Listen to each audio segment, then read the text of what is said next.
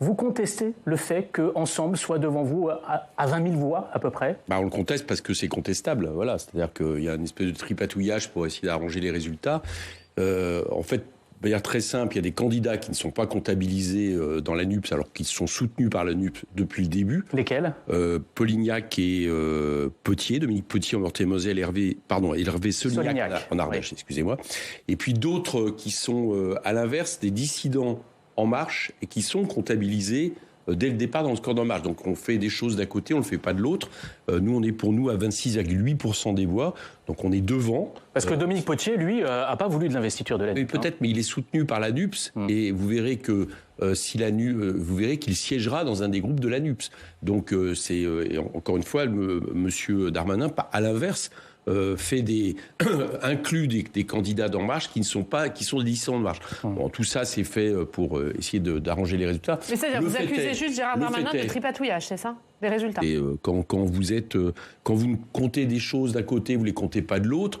Tout ça pour que finalement, à 20 000 voix près, ça vous permette de dire, de commenter l'actualité en disant que Ensemble est en tête. Quand c'est la NUPES qui est en tête, voilà, c'est une sorte de tripatouillage, d'arrangement, on va dire, si vous préférez un terme plus modéré. Mais enfin, en tout cas, c'est quelque chose qui ne reflète pas la réalité. Parce que la réalité, excusez-moi, c'est ça qui est le plus important ce matin. Non, mais juste un dernier mot, est-ce que vous allez porter un recours officiellement? Non, on ne va pas porter un recours sur la comptabilisation des choses. Ça ne va pas changer le résultat. Mais on tient à le dire parce que non seulement c'est un excellent résultat qui transforme, j'allais dire, ce que l'essai en réussite, c'est-à-dire ce que nous avons dû faire avec la NUPES, mais j'allais dire aussi, c'est le plus mauvais résultat d'un président de la République au premier tour des législatives.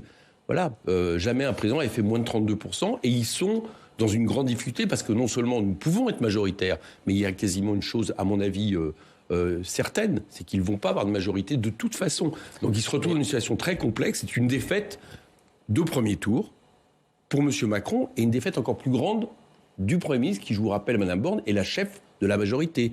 Et à mon avis, je vois mal comment elle va poursuivre son travail. Mais juste, si elle remporte sa circonscription, non. Pour vous, elle ne sera pas en mesure de. Je vous dis, si, elle est chef de la majorité. Donc si on est majoritaire, il n'y a pas de problème. De toute façon, Jean-Luc Mélenchon sera Premier ministre. Mais si vous n'êtes pas majoritaire, c'est pas le cas, majoritaire, donc le problème. Je vois mal comment une chef de la majorité qui prépare une élection pour une première ministre sert à ça, pour avoir une majorité qui ne l'a pas. Je vois pas très bien comment tout ça pourra se faire. On verra. Alors, selon les projections, elle va avoir une majorité, même si c'est pas. Pour vous, si elle n'a pas de majorité absolue, elle ne pourra pas poursuivre son travail. Écoutez, elle est partie. Même si elle a une majorité relative, d'avoir une majorité absolue.